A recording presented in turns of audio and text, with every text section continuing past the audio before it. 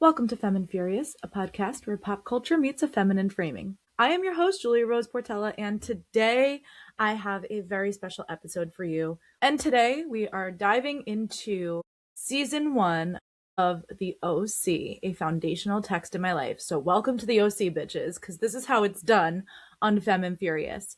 This is an unstructured conversation with my dear friend, Kate, who I grew up with, and we loved the show and we watched it together. It was so integrated as a part of our friendship. So I wanted to have this conversation with her. We both revisited the first season of the show and we sort of just chat a little bit about our lives, a little bit about the show. So I hope you enjoy. Welcome, Kate. Hi. Hi. How are you? I'm really, really good. This is something that the OC, I would say, is one of like the foundational texts of my life. Oh yeah, same. Yeah. Yeah. And I simply could not think about doing this episode without even attempting to contact you, and you were so down right away. I was so like, grateful.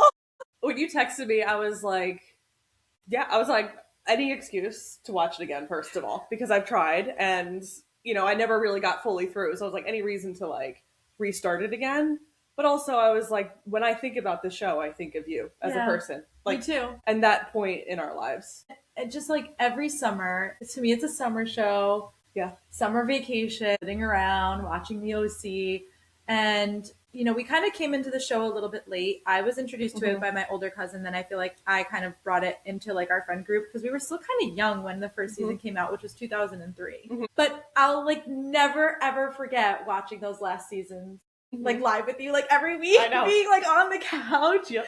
And then they came out with that awful, it wasn't a spin-off, but it was like Palm Springs. Oh my God. Oh, it was like Oliver in it? Uh-huh. Wait, not to sidebar, but he is on the new season of The Pitt. I don't know if you watched The Pitt. I don't. But I watched this, Okay. season 1, and immediately started The Pitt and was like, Oliver! I was like, everybody run! Get out of here. But he looks so different. He's still such a good actor. And I was like, just so excited. I'd never seen him in anything else. But he was in the spinoff too, right? It wasn't Or was it about spin-off. him? It was like a...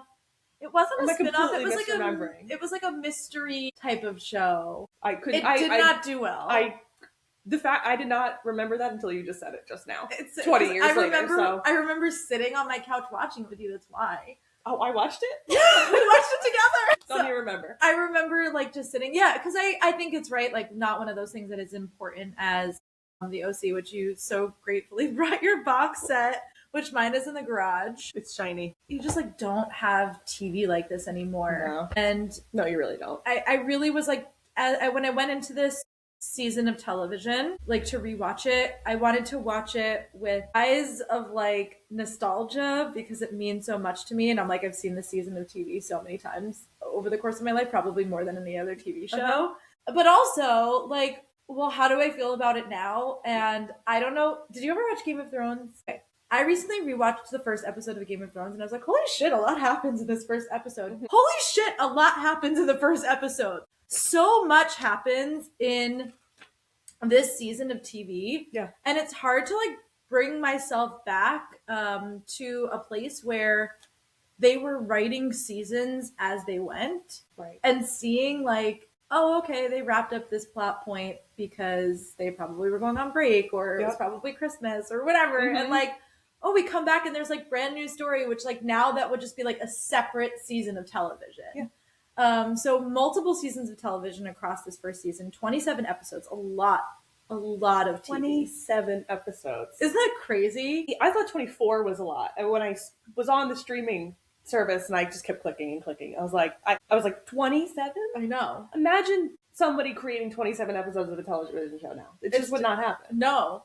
And I was just talking about this with somebody else. My girlfriend, Kate, not you, Kate, but another Kate. But my girlfriend, Kate, her husband, Mike, and her are going through, her husband's name is Michael. I don't know why I just called him Mike. So no one's ever called him Mike in like the history since I've known him. They're watching Buffy. Well, she's watched Buffy and I've watched Buffy. Have you ever watched Buffy? No, but that's one of the nostalgia shows I want to give a try. Yeah, it's really good. You can see where you're like, the writers just simply gave up here because it's 22 episodes per season. Yeah. So you can really see, I think, in this where I was rewatching the season of TV and I was like, this is a soap opera. Yeah, this 100% is a soap opera. I was like, this is a soap opera. And I don't think I've ever considered it that way before. Yeah, no, it is. And it just, like, just the shots. Yeah. I don't know. There's, like, within, like, it's the second episode where they're in the model home and Ryan's like, go. And he, like, turns away. And I was like, oh, my God, the melodrama. Like, it's so noticeable now. And, like, I think part of us knew it then when we were watching it, even though we were, like, basically watching this show. It's why we loved it, because the idea of soap operas have been running for decades and decades for a reason, because it's captivating television, but you just throw the best looking teenagers in the world in the mix, and it's just like absolute catnip to like everyone in the world. I don't know what it is, but it's 100% a soap opera. That's why one of the episodes is telenovela. Which is, and I'm like, this whole episode and this whole season of the show is a telenovela with the ex and the people beating each other up. And there's just so much going on that is not real life and not the way people behave on this show. And yet there is like a quality of the family dynamic that does have something really rooted in something very real and likable, especially now as an adult watching like Sandy and Kirsten. A plotline that I was always interested when I was younger but didn't understand, and now that I'm older I'm like, oh, marital problems, like big ones, and sometimes they really can work through it and sometimes they really can't. And I just find it really fascinating. I also find it fascinating, like looking back on what I would have considered my type, which was Ryan when I was younger. I remember. And that being problematic to people, and like as an adult watching and being like, okay, there's some trauma here and maybe a little bit of anger, but like he's pretty emotionally mature compared to Seth. Like, I don't know. Although him and Seth have a great relationship, and I do think it's a really good exploration of like male friendship, in a way where like I looked on to Summer and Marissa's relationship and not that I didn't understand it, but Ryan and Seth's relationship I think made more sense for our friend group at that time than like Marissa and Summer. When I was watching at least, I don't know about the second half of this season, but at least in the first half of this season, Summer is like a really bad friend to Marissa. And not just like, oh, she kind of like she treats her badly. She leaves her drunk on the front porch of her house. And I remember thinking that episode, I wrote down, I was like, ooh, Summer is not a girl's girl in the beginning of the season. And I don't know, I think to your point before about how they're kind of writing the show as it goes, I think they went into making the show not thinking Summer was going to be a character in the long haul. And watching it back, it's so noticeable, the difference in her personality. But I agree, the way we were behaving at that point in life when we were in like middle, early high school watching this show, we were nothing like the girls in the OC. But Ryan and Seth's relationship is closer to a brotherhood as opposed to, we're just friends from school. And I think that was more of the relationship us and all of our other friends at the time felt about each other. We weren't just there to hang out, with connections that were deeper than that at the time. I think it turns out. Did. I was like, I'll be lucky if we make it through this episode of the podcast without crying, because I seriously couldn't even envision doing this episode talking about the OC, like, is just so fundamentally rooted into like what like these friendships were for me at that time. And all the things that like you get right, all the things that you get wrong, all the things that you take for granted. And like now as an adult, like I always say, like perspective and hindsight is always 50-50, but just like what that show meant, and like watching Seth and Ryan's relationship, whereas like none of our friends did drugs, none of our friends were drinking, like not really like that. So for me, that was more of like my first relationship. He reminded me of Marissa, where he was more drank and was a little bit more rebellious, and he smoked weed, and he was a good guy. He was a very good guy and I loved him a lot, but like he had a lot more, I think, rebellion and edge than I did. And that's like what I see when I see Marissa. And I look at that and I'm like, yeah, like I felt like I was more of a Ryan and you were more of a Marissa. That's why I was like attracted to Ryan, right? So it's like really interesting to like go back and like see the dynamics too, where like when I was younger, I used to think Sandy was so hot, and like there's something about him like this time around where I was like, I don't know if this marriage like works for me. Like between Sandy and Kirsten. Yeah. I'm like, I don't know if this marriage like works for me. I don't know if this would. I simply would cut the line at Jimmy Cooper being my fucking neighbor. Like, oh yeah, no, yeah, those are like really good points.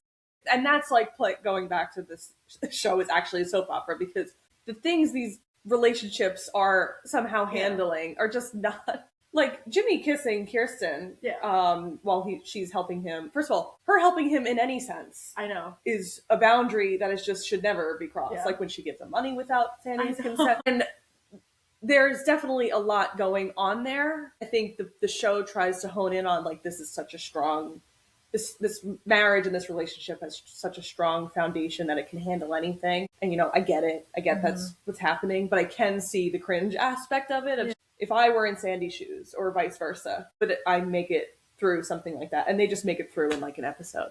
I know. And the next day they're just like having bagels and schmear again.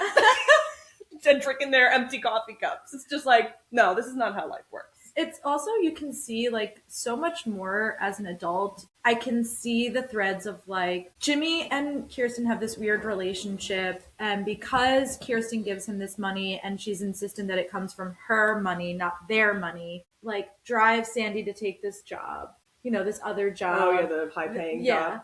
And like that line that he says, like, the only thing stopping you from feeling like Julie Cooper is me.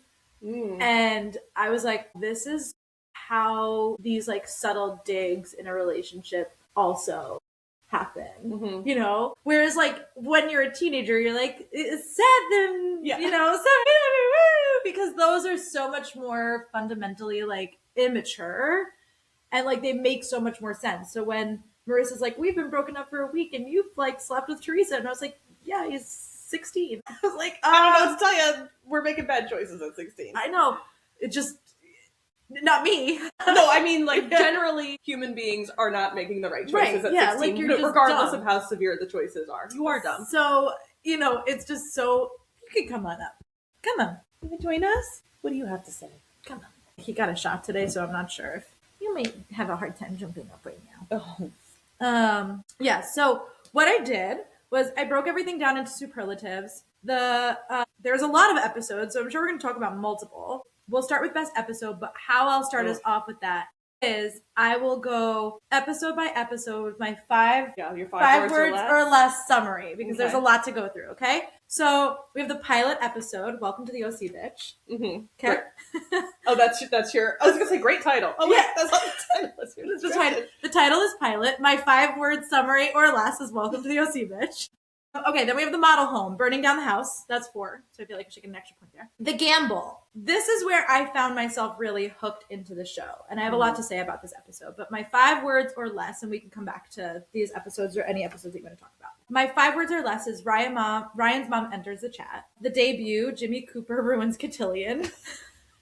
Okay. Good so far. The outsider. Donnie's got a gun. Telenovela. The fact that there's multiple guns in this season of TV, I was like, I'm like, this kid's 17. I know. Yeah, right. He's like, I'm ready. And I was like, oh, Donnie. And the way that he talks. Oh, it's... I have so many notes about that mentally. I don't know if I wrote them down, but I was like, this is a bad plot. Yeah, I was like, this is just awful. It's bad. Okay, the girlfriend. Caleb's girlfriend makes things messy. Ooh, I have so many things to say about the girlfriend. I have a lot to say about the girlfriend. Okay, good. Okay, the escape. Marissa ODs in Tijuana. / okay, that's one potential summary. Cheese sticks. I hate ding dongs. I hate ding dongs. Arguably the worst take that the show's ever had, but the best line. Who hates ding dongs? That's when Ryan should have been like, alarm. He doesn't though. He is sucked in by the drama. Okay, the rescue. Scooby's jailbreak Marissa from hospital. / I know what she doesn't want. Because I feel like that's an important line. That's a good Ryan line. That's a great Ryan line. Okay, the heights. Marissa and Ryan's first kiss. Perfect couple. Summer kisses Seth on yacht. / Julie is dating Caleb Nichols. Yep. Big drama. Big drama. The homecoming. Nothing says Thanksgiving like drama. Because there's truly not one plot point that I feel like you can talk about on the homecoming that isn't important. When I tell you, my teenage brain was obsessed with that episode. There's a lot of Seth action, and I used to watch that episode over and over, like a psychopath. Sure. I have mine. The Heights is one of my favorite episodes ever, and that's where Brian and Marissa kiss for the first time. I'm like, rewind. Yeah. Yeah, but like a lot happens in this. I have a lot to say about that episode too. The Secret. Luke's dad is gay as fuck. Man, that's a good episode. Great episode. Really of the times. Yeah. Very 2003. Yeah. Okay, Chrismukkah. The best Chrismukkah ever. Marissa is chaotic at Chrismukkah. Oh, is this the... Yeah, okay. That's the one where she's like stealing shit and getting drunk. Yeah, You're scaring me! As he slams the door shut. She's scaring me! You're scaring me. Triggered. He's triggered. I'm like, how about someone gets Ryan into therapy? Just a thought. I feel like they did so right by him and also so wrong. But yeah, it's just a sidebar. The Countdown. I love you. Thank you. Third Wheel. Ryan helps Oliver at Rooney. / Haley is a house guest from hell. Yes, she really... Like, simply would throw this woman out on the streets. Yeah, never again speak to her. I don't care if she's my sister. Can't. No. Can't deal. Mm-hmm. The Lynx. Oliver's a psycho, I fear. The Rivals. Oliver transfers to Harbor High. How convenient. I know. The Truth. Oliver holds Marissa at gunpoint. Hostage. Yeah. It's a lot of Oliver in this stretch of story. Yeah. The Heartbreak. Summer and Seth get together. Wait. The telenovela. Yeah. That's their first sex. There's like, I was like, whoa. I thought this happened in season 2. I don't know why. Talk about another episode I used to watch over and over. And then he slowly takes the pillow and puts it over. I'm like, that's not how sex first went, but okay. I love that for them. The telenovela. This is the only exception to the rule that is going to have more than 6. Acknowledge me now or lose me forever. Has to be that line. The Goodbye Girl. Anna's leaving Newport Beach forever. LA, or the LA. Meta episode of the OC / Anne Haley is a stripper. Anne Haley is a stripper. She looks good doing it, gotta say. She really does. They said she looks like shit. I'm like, I don't know. I think Haley's looking pretty good to me. Right? The Nana. Nana shows up with cancer. Sorry. It's so true, though. / Julie and Lucas Gross. Yeah. / Marissa is hiding in Chino. Yeah, totally makes sense, right? The Proposal. Kayla proposes to Julie. Great. The Shower. Aunt Cindy enters the chat / everything is going to shit. Yeah. The Strip. Ryan and Seth take Vegas / Teresa is pregnant. But Ryan doesn't know then that yet, right? No. We just find out. We find out. And then the Ties That Bind, which is the last one, and I don't have one, so I don't know why I didn't write one down. So I guess I'm just going to say Ryan's leaving Newport. Dun, dun, dun. Ryan and Seth leave Newport because Seth leaves too. So, which is your favorite episode? Okay. You know, like I said, if I was 14, I probably would have said either the Thanksgiving episode, which is, what is that called? Homecoming. The Homecoming. Even though I watch that now and the cringe, the way Seth treats these two girls. And again, I keep trying to tell myself, I know he's a 27-year-old adult playing a 15-year-old or whatever, but it's so hard to watch now. I know. Because all I could think is, in the same house, I know, he's hooking up with 2 different girls. And it's not even like there's drugs or like alcohol involved. It's like he invited both these girls over for a holiday and he's hooking up with both of them in separate rooms. It is evil. I know. Empathic. I know. And he like knows it and he does it anyway. I know. And the show frames it as like, oh, how could he have any other choice? But anyway, that's what I would have said in the past. I don't know if I say that now. What was my favorite episode? There's 27 to choose from. I know. It's insane. It's hard. I don't know if I have a favorite episode, but I will say, and I hope this is an okay answer, I feel like the middle of this season is where it really shines for me because the beginning's a little rocky, and then the end I feel like just gets too soap opera-y for me with the introduction of Teresa and her fiance and all of like the Chino drama. And like, I know that's necessary to further the plot, but I have a hard time with Teresa entering things. And that's not to say that like, after rewatching the season, I like look at Ryan and Marissa together. I'm like, these two have no chemistry.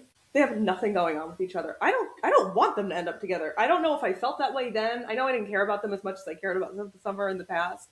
But watching it now, I'm like, Ryan has chemistry with everybody on this screen, every other female, but not Marissa. And you want to know what's so weird is, talk about like kind of icky things, but Misha Barton, who by the way is just fucking beautiful. Like she just, watching the show back, I was like, simply how could one not have any sort of like beauty dysmorphia when comparing themselves to her. She looks like she was like chiseled by like Greek goddesses. And her eyes are just like, they're like fluorescent. Her skin is flawless. Her hair is always perfect. Like she is just, especially that early 2000s look, she just had it all. Yeah, she really did. Yeah. So they do all look kind of the same age to me.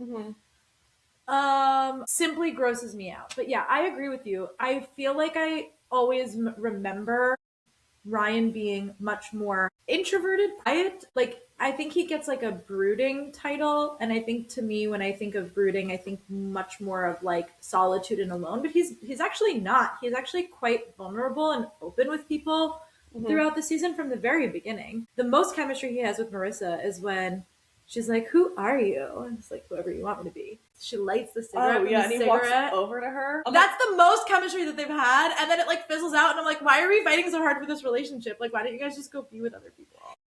And in reflecting on this relationship too, it's so from like a different mindset other than just like horny teenagers. It's two incredibly damaged people finding each other.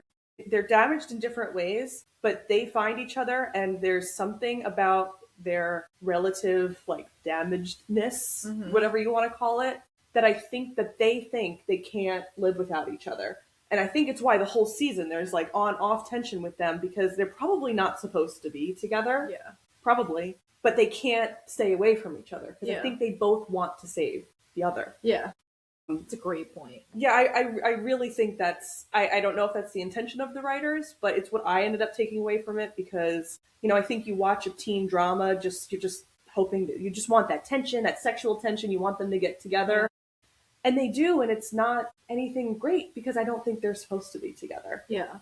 They have this connection, but I don't know if it's meant to be a romantic one. Yeah. I agree with you there. I definitely feel like Ryan can't help himself. It was one of the things that I wrote down in my notes. I think I want to stick with my favorite episode being the heartbreak, which is the one where Seth and Summer do it for the first time. Yeah.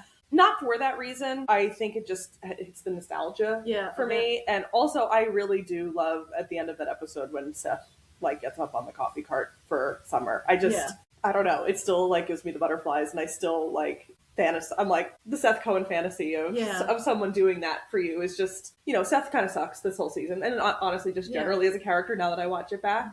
But in that moment he redeems himself a little bit for me, and to me that's always he's my favorite part of the show. No matter how much he sucks, he's still my favorite part of the show. I think he does bring, I think the character of Seth brings a lot to the show, because he's equally self-aware and totally self-absorbed. Oh, he's so self-absorbed. It's like, but he does both really well. And so much of the nostalgia I think of the OC for me is like the language, the quips. Yeah. To which I would say most of that is driven a lot by Seth. Yes. So he brings a lot of that to the show, which I think is important.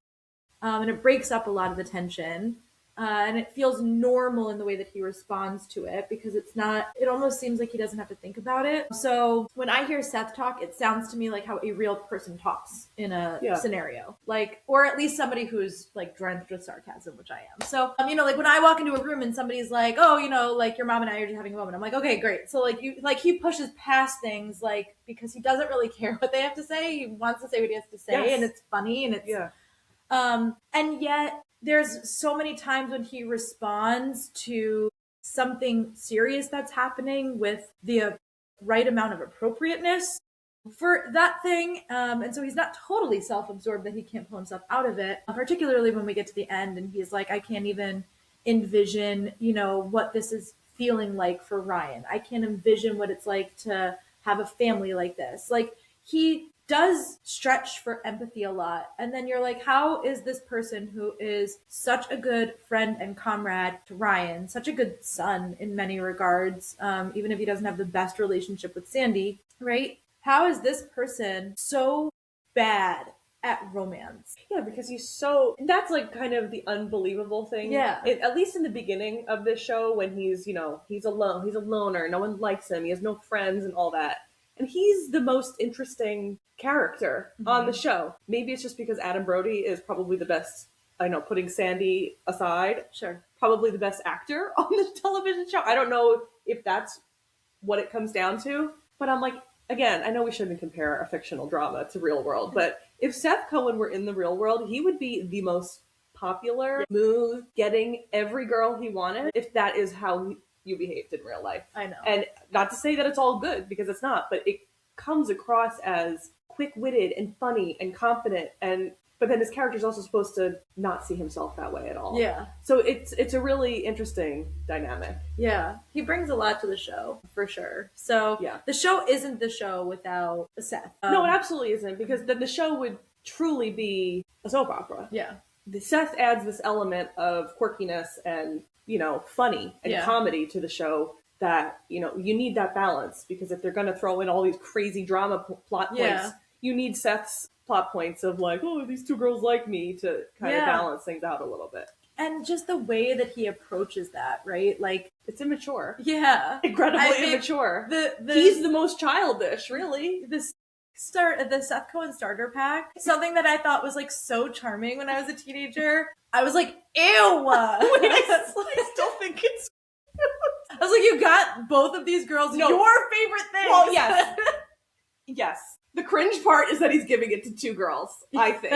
But I do think there's a sweetness to it. I don't know, maybe this is because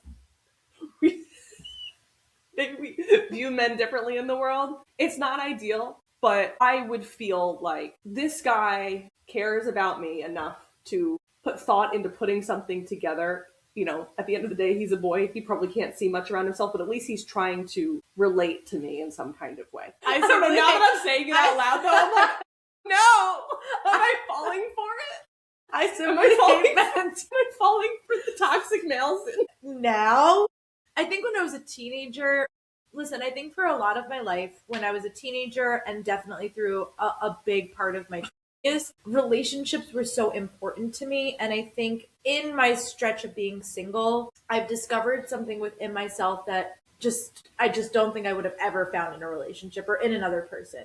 And now that I have that thing, I feel I don't even know like how I would quantify it or qualify it, but like, or personify it even, but like now that I have that thing, whatever it is, it simply just is something I feel very protective over. And if me as a teenager receiving the Seth Cohen starter pack probably would have, I don't really know if I would have felt one way or the other.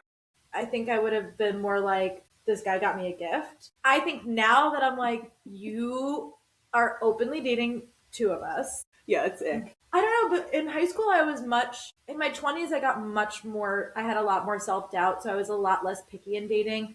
Like, I dated this guy, I won't say his name. Do I know him? I'm sure you do. It was before I dated Danny. I won't say his name. I really want to say his name, but I won't say it. I just want to know what you're talking about. Okay. Yes, I remember the name. So when he had picked me up one day, we were at his house and we were home alone. His friends came and they were picking him up and he was like, stay in the house. I don't want them to see that we're together. And I remember he walked out the door and I sat there for like 0.25 seconds. And then I was like, no, thank you. And like walked out and was like, okay, bye. Have a great night. And then like ghosted him after that. I was like, I'm not.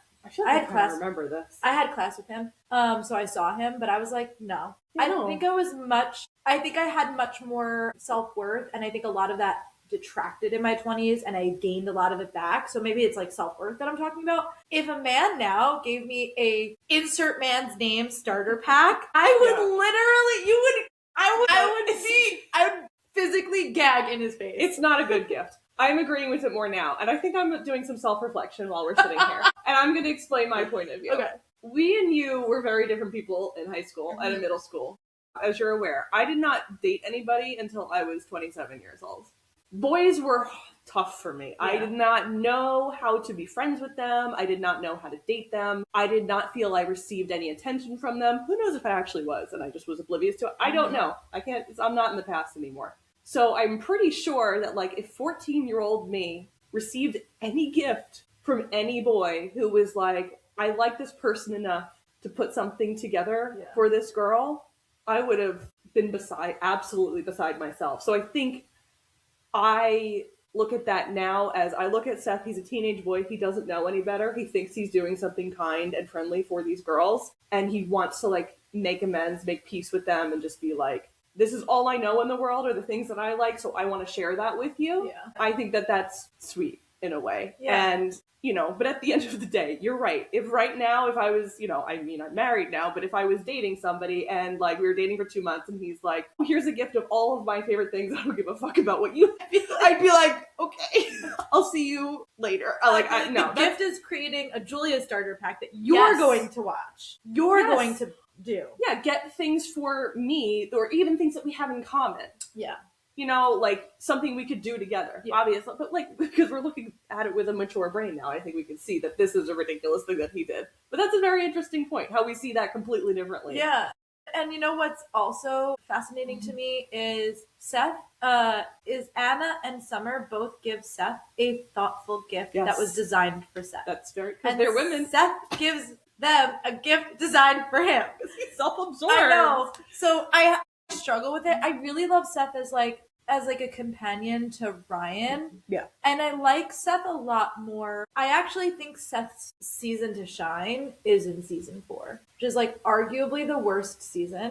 So bad. But I think the way that he approaches his relationship with Summer at that point, where they're at like, sorry to jump ahead because I know this is like season 1, but I know that they're at like a fringe point, and I think the way that he approaches that and fights for their relationship is very endearing to me and is very important to me and is important for his arc and is important for their relationship. But yeah, I don't know. I was like, Seth is not emotionally mature enough to be in a relationship in season 1. I've not that we're talking about season 2. I've like watched a few episodes of season 2 now also. Even in season 2, he is not emotionally mature, because at the end of the day, he is portraying a teenager. His character is a teenager, he's junior in high school, whatever they are. He's not ready. And, we look at these shows and we see these people playing these parts and you're like, wow, they should really be better at this, but they're not, because they're kids.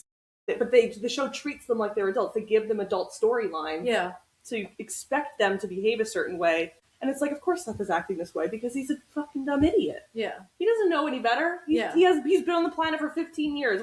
How does he know how to treat a woman properly? And I think that's why when he starts seeking Sandy out for like advice or guidance, or the way that he watches his parents interact and his reflection points on that, whether they're overt or subtle across the season, I think is also really important for him, compared to Ryan, who's been on his own, has not been coddled, is very discerning. When I let you in, it means something to me. And so I'm hesitant to even do that. But he is quite vulnerable with like Marissa, Seth, and the Cohens almost immediately. And I was like, this is somebody who's really like thirsty for it. Yes. So it's just so interesting in how that, the relationship between Seth and Ryan, I think on a rewatch, like where it was not important to me when I was a teenager at all, like at all. Mm-mm. Like it was, but it wasn't, I think watching it this time around, I really just felt so compelled by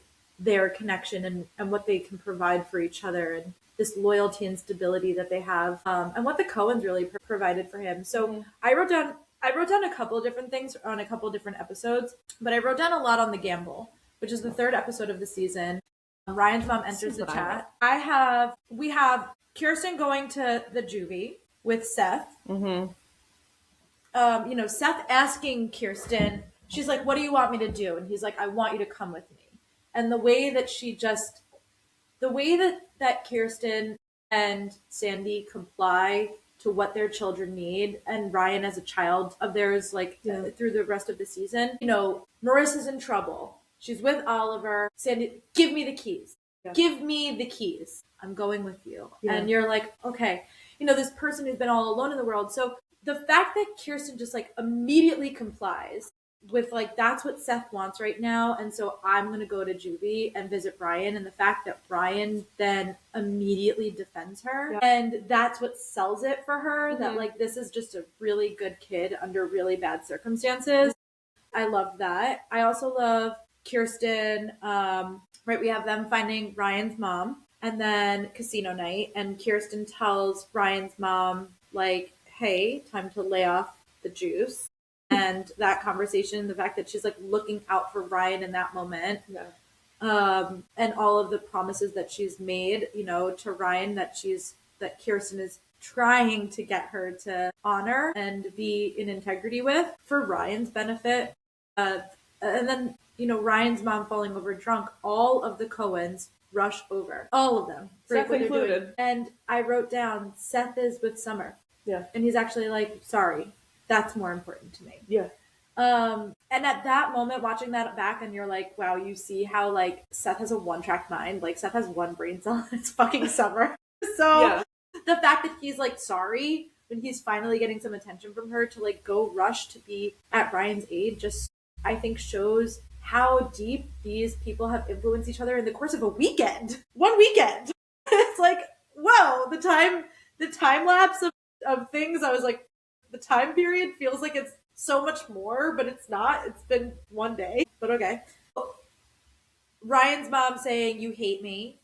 Ryan says, no, I don't. I love you, Mom. Oh. I had to pause it. Oh, I just gotta chill. No, I don't. I love you, Mom. And this is when she's like on the ground drunk, right? Yeah. They're like just picking her up. Yeah. Then the conversation between Kirsten and Ryan's mom about motherhood and how, gonna get choked up again. Ryan's mom is like, I see the way that your husband looks at you. I see the way that my son looks at you, the way that your son looks at you. Like, you have what I don't have. I'm not cut out for this, but you are. And that conversation, like, really being the nail in the coffin for Kirsten about taking Ryan in and, like, Ryan's going to be part of this family. Then, just the face on Ben McKenzie as Ryan, when his mom waves at him and he just, like, he's like a little processes it and waves back. He's like, bye. Like, yeah.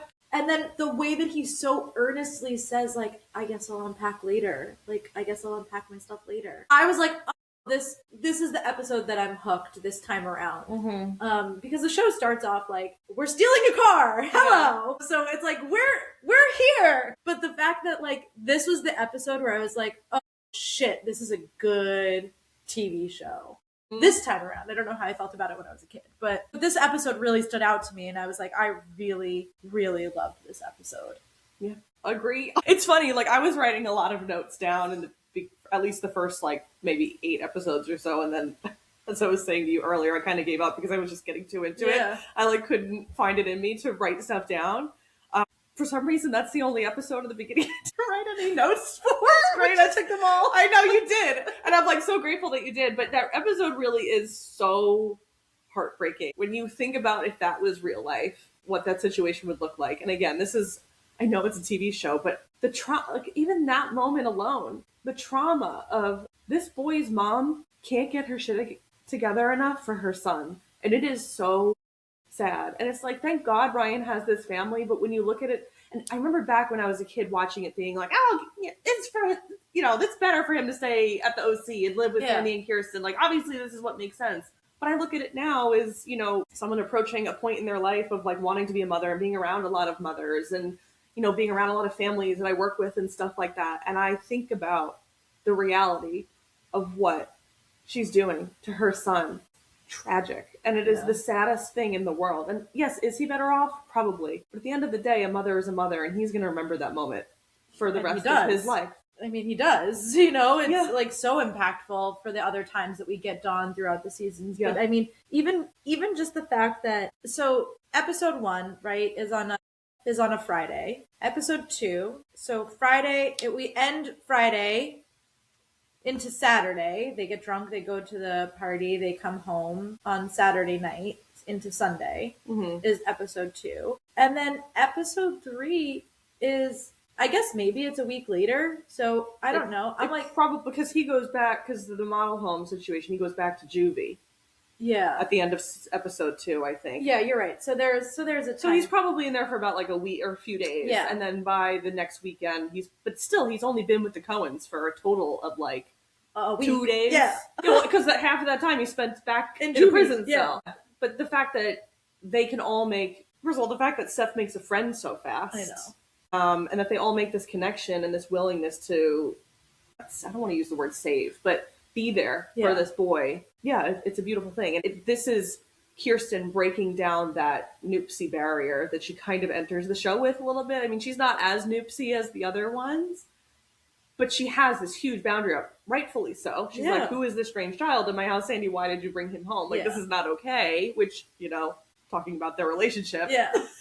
Like, just bring the kids home. Yeah, just bring random kids home. But I think you're right, in episode 3 is that moment where she allows that soft part of herself back into the picture, and Ryan makes her a better person for the rest of this show. Yeah. Ryan's the one that reaches her at her darkest moment. Yeah. When Seth and Sandy can't. And you're talking about in season 2? Or is there another moment in season 1? I don't know if I'm talking about either season 2 or season 3. I don't know when it happens, because now I'm like, I thought the mall episode was in this season. I was like, I guess it's not. Are you talking about, I don't want to give spoilers, okay. When she's struggling with alcoholism? Yeah. Yeah, that's season 2, I believe. Yeah. Yeah. So she looks at him. I'm going to get emotional too, but she looks, I remember, like, I haven't even watched that episode yet, but she looks at him when he comes up to her and she just breaks down. Yeah. Oh, that's your mom? Hi. Hi. Are you still going? Yeah. Oh my god. Well, we didn't start that long ago. No. Oh. Yeah. We were downstairs playing with the cats. Yeah, for like 30 minutes at least. I'm going to bed. Okay. There was something else I was going to say. What was I going to say? There is a moment in season 1. Oh no, maybe that's also season 2. Never mind. Okay. This is what I get for jumping ahead. No, that's okay. Yeah. Yeah. So I love that. I also love that, like, right away Sandy sees something in Ryan. It's almost immediate. It is immediate. It's like the second scene. Yeah. I wrote down, actually, in my, like, later notes. Oh, where did I put it? Hold on. I'm sorry. I had it under change my brain chemistry, but I'll just say it here. Social Security is supposed to run out by 2025. A chilling line that's within the first 3 minutes of the TV show. Yeah. And I think when he says that line, Sandy goes, I see me in there. That's somebody who pays attention. That's somebody who's thinking about things. That's somebody who's, observant and cares. And that's, Sandy's superpower is that I think he cares, that he's a little righteous even, perhaps. But, Ryan and Sandy as these moral, not superiors, but like the moral compass of the show. And the fact that Sandy clocks that right away, which is why he brings him home, which is why when Kirsten's like, you see so many of these cases, why? And he's like, I was that kid. And it's like, oh, like, just the way that these people just belong together, and then the devastation of Dawn. That third episode, like, really, I watched the first 3 episodes and I was like, I need a break. That episode's also exciting. Just like taking that trauma aspect out of it it's just an exciting episode. Yeah. Dawn shows up, ooh, drama, and then it's like she gets the makeover. Oh my god, is she going to be better for Ryan? Does she actually want to try? She's acting like she wants to try, and then just the whole scene inside the fake casino. Yeah. Of everybody just doing their thing. There's so much going on with every single character, because that's also when Julie finds out that Kirsten gave Jimmy money, and then that's when Sandy's finding out, so there's drama there, and there's like, we haven't even talked about that plot point either, and there's just so much happening inside that casino. It all just comes crashing down when Dawn, falls in front of everyone. It's just, it's so juicy. Yeah. So I have that. I also have, where was so The Secret, which is when Luke's dad is discovered. This is a cold open. I said this cold open from this episode is great. So it's when Seth he's dancing with comes in and he's like, Adam Brody acting as Seth, acting as a person who's sick. It's chef's creme de la creme. I was like, this is top tier acting. It's so funny. He's like, am I cold and clammy? It's like, it's so funny. It is so funny. And the way that I just lost my notes. So the way that Ryan is just so smart and put it together, and he's like, maybe you have the summer flu, and Seth is like, well, it's November, but maybe. He's like, maybe you need some antibiotics. So funny. And then they have the yoga lattes bit. Yoga lattes. It's so funny. And then they're like, well, what's going on here? Like, why does this all feel off today? And Sandy's saying, like, for once, me and you haven't done anything wrong, talking about Sandy and Ryan. And they clink their glasses together. It's like, they have, like, a real family dynamic, that real, like, family banter in that moment. I don't know. There was something about this cold open that I was like, this is just top tier OC, like right here. It is. That's the reason I loved this show, was this stuff like this that the show incorporated into it. It wasn't just about the drama. I mean, it obviously was, but it was these moments of fun and joy that made it so much more interesting to watch. Yeah. Great season. And then we have all of the Oliver stuff. Oh, man, that's a whole. Which I loved when I was a teenager. Really was like, Ryan, buddy, take your pick of Newport babes. Yeah. Like, why? Why know. are you so threatened by this? Like, I don't know if it's me, 33 years old with my mature adult brain, being like, if I saw somebody acting this way, I'd be like, if you want her, just take her. Yeah. You can have her. Yeah. I don't really need to fight for it. Yeah, and it's Ryan's symptom of needing to be the savior. Like that is what drives him, and that's his motivation is he needs to be a savior. And especially there's something about Marissa. From episode 1 he wants to save her from the moment he sees her at the end of the driveway. God knows why. I don't know what it is. I think he sees something in her. It's kind of to the point I was making earlier. The Oliver thing is so crazy, though. It's so wild that Luke, of all people, is the only one who sees what Ryan sees. I can't. It's so frustrating to watch. Oh, it still hurts. Yeah. So, do you have a still hurts? Like, it still hurts all these years later? From this whole season? Talk about yours first, and I'll think about it a little bit. I have, like, a rant. Like, literally, no one believes Ryan about Oliver. No one. Like, not a single person except Luke. To the point where Ryan asks in episode 3, when they're adopting him, what if you change your mind? And Sandy and Kirsten are like, what do you mean? Like, what if you steal a car? You burn down a house? Like, guess what? You're stuck with us at this point. To the point where he gets into a fight with Oliver because every time he tells someone about Oliver that something's off, no one believes him. And he's dealing with a person in Oliver that is psychologically manipulative. So it's rage bait, like it's trigger bait. And then Sandy tells Ryan, like, well, fine, you could go after him, but you're going to get taken away from us. And like, that's just what it is. And I'm like, what? Like, I think I've never been so disappointed. And to me, like, I don't even think they harp nearly enough on like the vindication of Seth coming in and being like, I'm sorry, you've done nothing but have my back since you've gotten here. And now I've failed you and I've let you down. And I'm like, yeah. All of these people who know Ryan and know his character, fine, like Ryan will get into a fight. But it's never been a fight without a reason. He gets into a fight on the first day to defend Seth. He gets into a fight at Juvie to defend Kirsten. Like, at this point, there's enough of a pattern where people can say, like, Ryan's never just physically assaulted somebody because there's been no purpose to it. Why don't they believe him? It's so frustrating to me. Yeah. It's actually more frustrating than everything that Oliver's doing. Yeah. Because Ryan is actually somebody who really tries, who has a lot of integrity, who cares a lot about the people that are around him. So the second that Ryan says something doesn't feel right to me, especially for somebody who's grown up in Chino with this idea of like having to have a deeper perception about the world. Like Ryan has to be clued into people observational skills in a way that Seth and everyone else don't have to be. Yeah. So the second that Ryan's like, he's a walking red flag. Not right? Yeah. And everybody, I mean, at the very end, Summer gets there too. Yeah. But it's like, it's none of the people around Seth. It's all of Marissa's people, Luke and Summer, who eventually get there, that are like, that's weird. Not anybody that Ryan is saying this to. And it's so... Not to his most trusted people. Yes. So disappointing to me. It is. Heart-wrenching to me.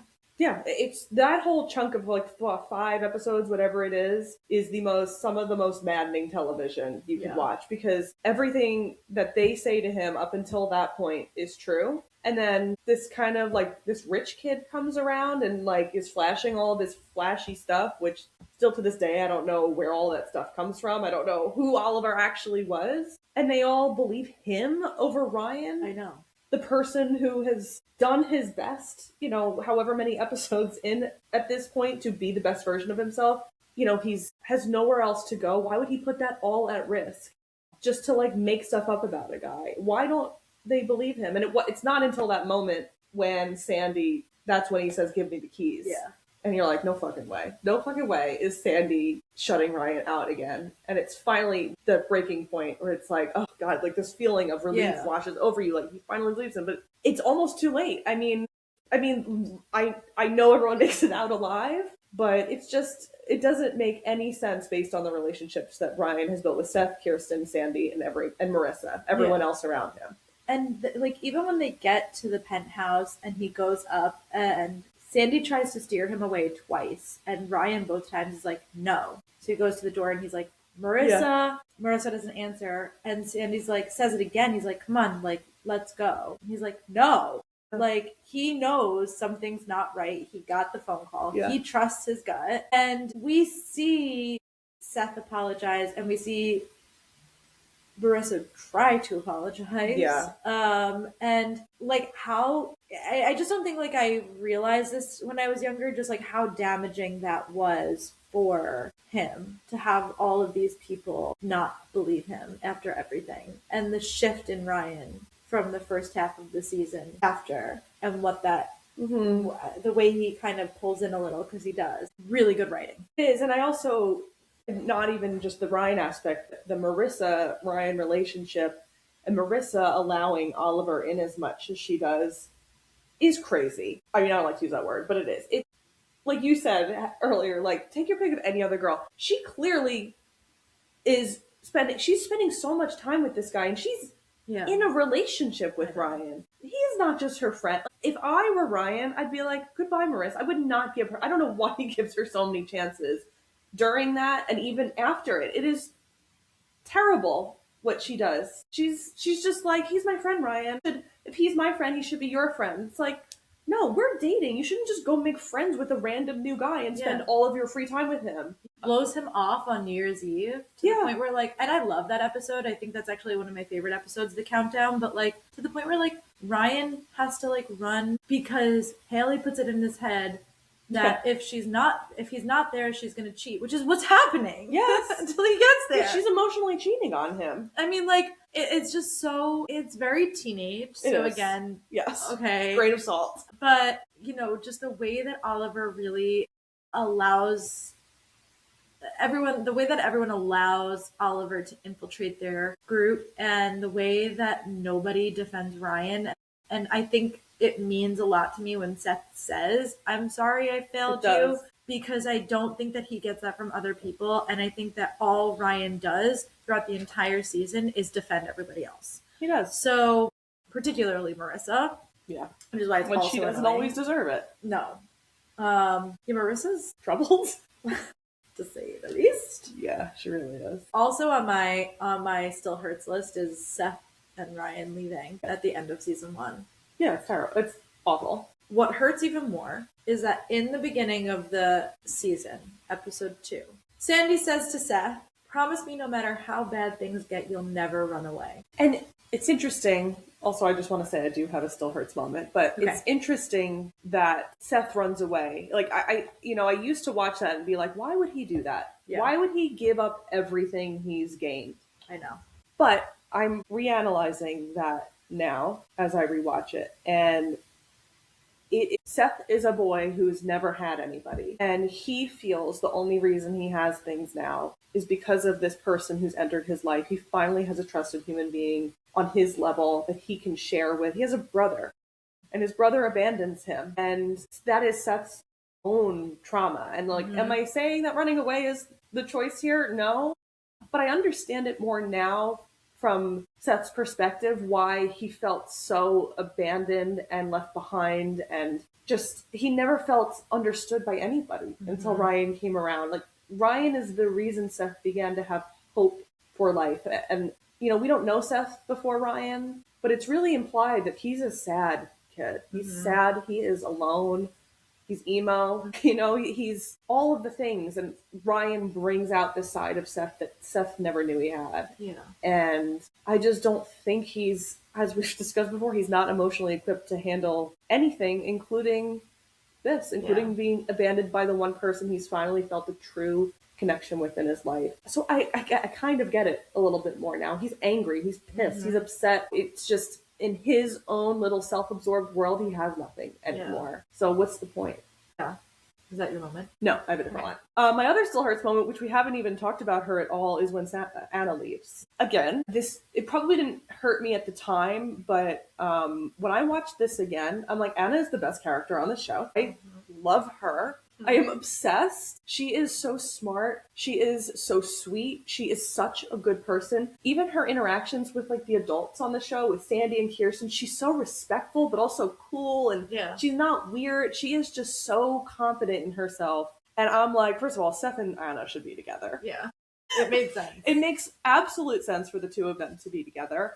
And her character just added so much quirkiness and fun and confidence to the show. Yeah. And when I rewatched it again now, I was so sad when she left. I'm like, this, I don't know if she would have been a forever character, but I think she really should have been on the show longer because she is so good on it. Yeah. And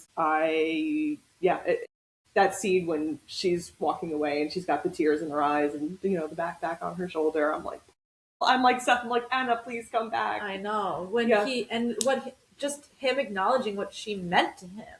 Yeah. You know, that he didn't do things right, and he's so racked with guilt about how he treated her. And, you know, really, Ryan is this bridge for Seth into teenager, right? Like, despite being implied, they sit with like kids. They sit at the kids' table, you know, at the cotillion or whatever they are. Fashion show. Yeah, the fashion show. And Ryan is the one that says, "Let's go to this party," and brings him to the party. It's his first experience going out. It's his first experience getting drunk. Okay, fine. So Ryan is sort of the one that bridges him into teenage world. But I think Anna is really the one that Ryan could get along with anybody, I think is how I want to say it. Ryan, if you're nice to me, I'm nice to you. Like, that's, I think, more of Ryan's deal. Seth has a bigger chip on his shoulder because of everything that's happened in Newport. Ryan wants to fly much lower under the radar. Yes. I think when Anna and Seth meet, Anna pulls something out of Seth that is so diminished, uncultivated within him. And so we get like confidence con, right? Because she's confident. So it's not just, I'm saying this thing. It's a real embodiment of what I think you could be. It's the potential that I see in you, and I'm asking you to rise to meet it. And the fact that she can bring that out of him is what puts him in the position to be in this like love triangle. Anyway, between Seth and Anna. But, you know, what he discovers in his relationship with Anna, I think, is something in himself that is really so unappreciated and was so teased and so mocked. And, you know, the fact that I could have somebody like Ryan who sees it and likes it and we get along well, but the fact that I could have Anna and she's attracted to it, I think is something so important for him, because these are the things that Summer is not attracted to. Yeah. Maybe she becomes attracted to them, but she's not attracted to those things. She's not attracted to it until she realizes she can't have it. Summer's attracted to Seth in a way where she loves to be desired by him, and at least at first. Yes. She loves to be desired by him, and then Anna comes along and kind of takes that away a little bit. And I think it's at that point when Summer realizes maybe I like him for more than what I realized I did. It is Anna is the one who, like you said, who loves, or I don't know if she loves, but she loves Seth for who she is, who he is. She tells it, like, she kind of puts it like, don't apologize for who you are. Don't, you know, and that is what a relationship should be, is full acceptance for that person being who they are and not expecting them to change anything, not expecting them to be anyone different for you. And Anna gives that to Seth and makes him realize, oh yeah, maybe I am worthwhile of other people. And, you know, and Ryan does similar things for Seth, but like you said, this is in more of a, maybe girls can like me. And unfortunately, he kind of takes that information and then uses it to get Summer. You know, we all ship Seth and Summer eventually, especially as a kid. I wanted Seth and Summer together. I had no interest in Seth and Anna being together, but I watch them now and I'm like, because Anna's mature. She acts like an adult, and that's why I watch it now. I'm like, she's an adult. This is the right choice. Yeah. But yeah, she does great things for him. So when she leaves, it's really heartbreaking. I know. Yeah. It is. That's a good moment. Yeah, you just said something, and I don't know what made me think of it, but like, just how innate Seth and Summer's relationship is. And again, I don't know if that's because they had off-screen chemistry, but it's something that I noticed like this go around, like for somebody who, this is before Anna even enters the picture, or I guess not really, but this is before Anna, like, I guess really enters the picture. Maybe not, I don't know. Now I'm getting it all mixed up. But in The Outsider, where it's Donnie, and Seth goes to the party and Summer is there, the second that he pulls the gun out, Seth puts Summer behind him. Yeah, he does. And I was like, yeah. Like, I was kind of taken aback by that. Same thing when they're in TJ and Marissa overdoses. Summer immediately goes into Seth, and he immediately puts his arm around her, and I'm like, this is so palpable that he knows her and that they have something. The fact that she even lets herself be put behind him, or the fact that she even wants to turn into him, like toast to like Cohen, right? Like they've just had this like weird interaction where they're like maybe starting to see that they could like each other, or like they do really like each other. Maybe Seth is realizing it's not just a fantasy, like it could be a reality. Yeah. But like the way that it's like so physically innate for them to be together, the way that those physical pieces, which are so awkward for so many people, where they like somebody and they have the mental or the emotional connection, but the physical connection is odd, or needs to be developed. Like they really do have it in a way that Summer and Seth and Anna don't. And I think that there's something that I noticed this time around where I was like, Seth and Summer feels more inevitable to me. Yeah. Than Seth and Anna. Shipping Summer and Anna. I know. Would have been a great show. But yeah, I don't know. It's just something that I noticed on like a rewatch. But I was sad when Anna left. I was crying because I was like, this is sad. Yeah, she's a great addition to the show. Yeah. So, Jesus. You can pick many. I have a few.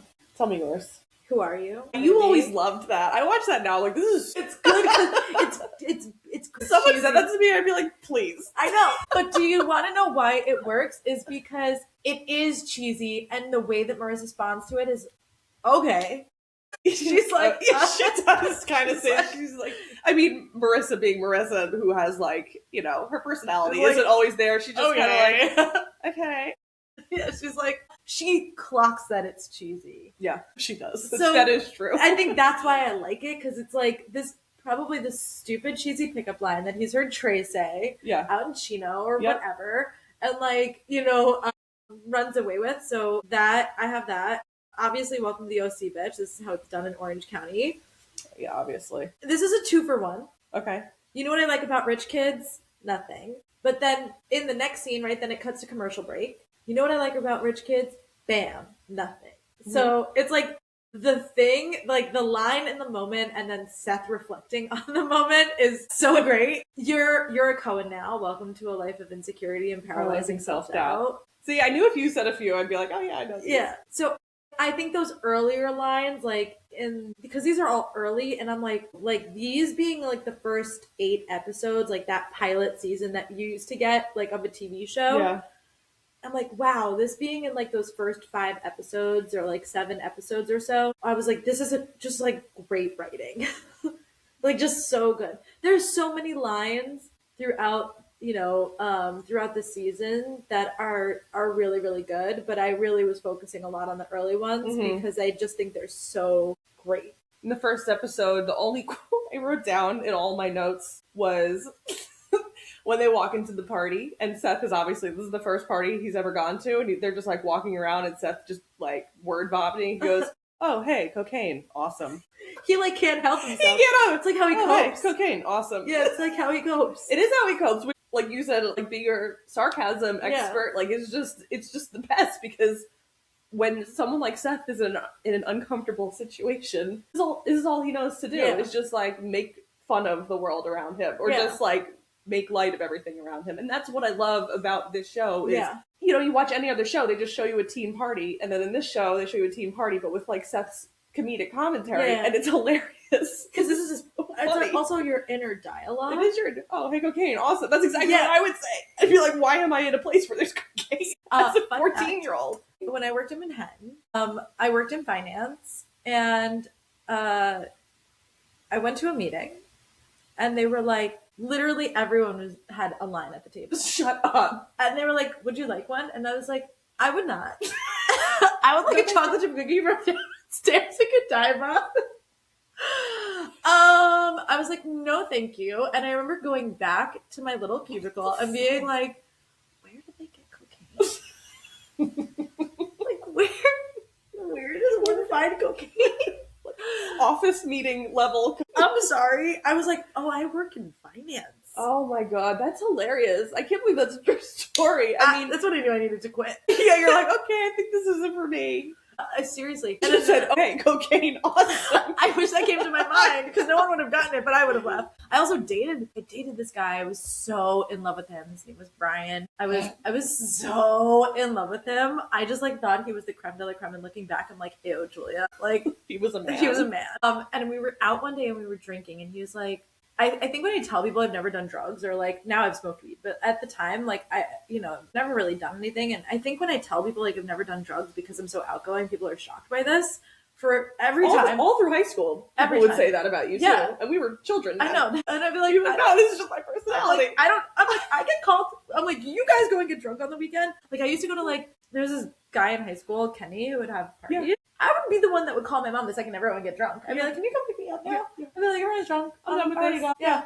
So it's so funny because I dated this guy and he like couldn't believe that I didn't do drugs. We were talking one day. We were out with coworkers. We worked together. We were drinking, and he was like, "You've really never done cocaine?" And I was like, "I have not. I've never done cocaine." And he's like, "But have you ever like wondered?" And I was like, "No, because the first time I smoked weed, I was like, this is what I thought hard drugs was like, so it freaked me out, and that's it. That's all I can handle." Yeah. And he was like, "Because doing cocaine is like getting punched in the face." And I was like, when you're like tipsy, but you think about something the next day, and I was like, what about that's appealing to somebody? Cocaine, awesome, yeah, great. Great. Well, as a man, that appeals to him, maybe. It makes you feel great to feel punched in the face. Yeah, like, I know exactly what that feels like, too. I'm like, no. Well, another thing, I've had so many people be surprised that I've ever been in a fist fight. That you've never been in one? No! Yeah. So people that are like... Because you're feisty. Because they're like, you've never been in a fight? My ex's brother was like, you've never been in a fight? And I'm like, I have never been in a situation where I've needed to be in a fight. I'm like, I can verbally spar. Yeah. I verbally hold my own, and I'm like, but I think I carry myself in a way that probably says that bitch is crazy. Don't fuck her up. That's very true. I'm like, I haven't though. I'm like, I would lose 100%. Is it men or women asking you this question if you've ever been in a fight? Men. Yeah. You've never been in a fight? What do you mean? Is this a rite of passage for you? I don't know. I get my period once a month. I fight with like trying to get the tampon out. I'm fighting with God once a month.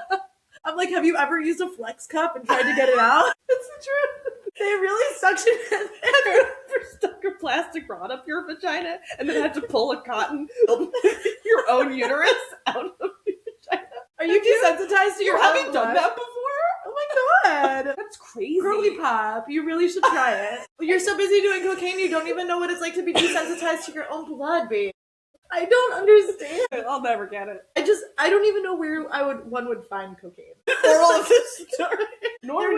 They're doing it in OC though. Oh yeah, like easily at a high school party. And I'm like, maybe there were high school Euphoria. parties. Original Euphoria. They just Rich have kids. money. That's all it takes. I think It's a rich kid drug. Apparently. Yes. I'm like, but I feel like so many people do cocaine that it simply can't be possible. And so many people do cocaine. I'm like, what? Like, I know people who've done cocaine, and I I'm know. like, really? And I feel almost like silly for not having done it. But I'm like, I truly, like, I don't stray from partying. No. But I have never once in my life thought I want to do that drug. Ever. I once had the feeling with Molly. Uh-huh. And that you wanted to do it or that you did it? That I wanted to do it. Okay. I acquired it for friends and I. We went into Manhattan. We went into the bathroom. Everyone took it but me. Oops.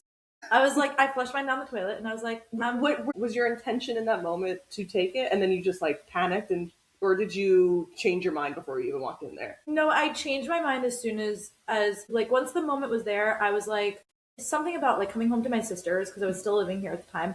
And the other thing was like, I was like, what? Why? Like, yeah. Why? Why do I need to do this? I was like, I don't need any help dancing. I don't need any help. Yeah.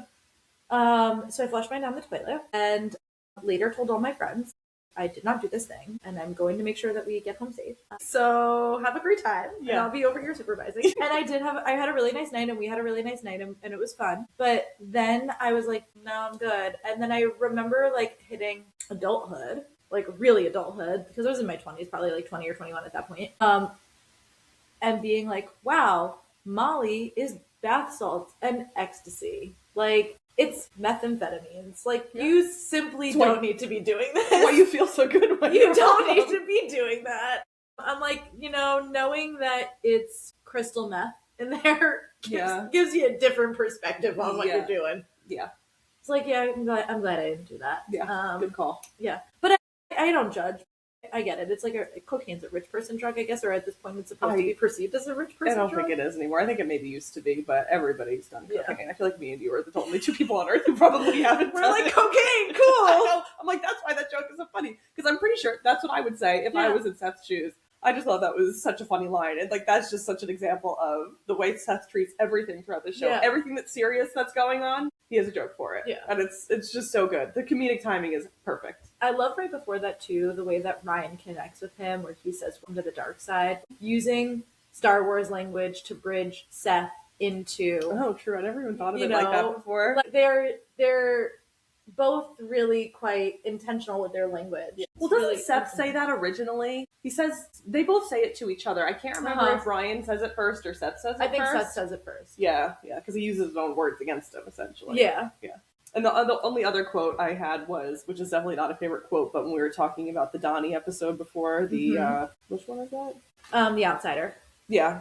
And he says he's trying to invite Seth to a party, and he goes, "We got 6 kegs, crazy honeys." I'm like, I wrote LMA. Seth is like, they've got crazy honeys. It's like, honeys, Ryan.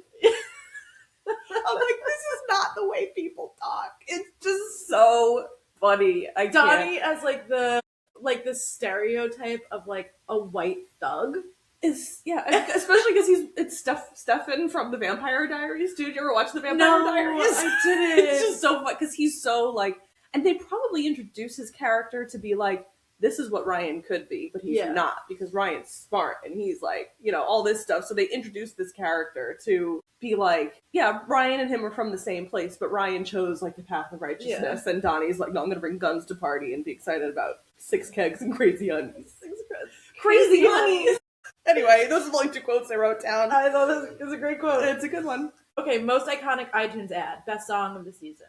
That I also have multiple here. So that I did write down, although I have a feeling I'm going to agree with a lot of the ones you said, because this was, I remember at the time, like when we were watching this, was always something that we talked about, but my best song was Come Into Our Room in episode 17. Okay. I'm glad you put that down, because I don't think I did. Yeah, that's when he's breaking into the school to find Oliver's file. Immediately, watching the pilot episode, immediately choked up the first time the Phantom Planet dropped. Oh, yeah.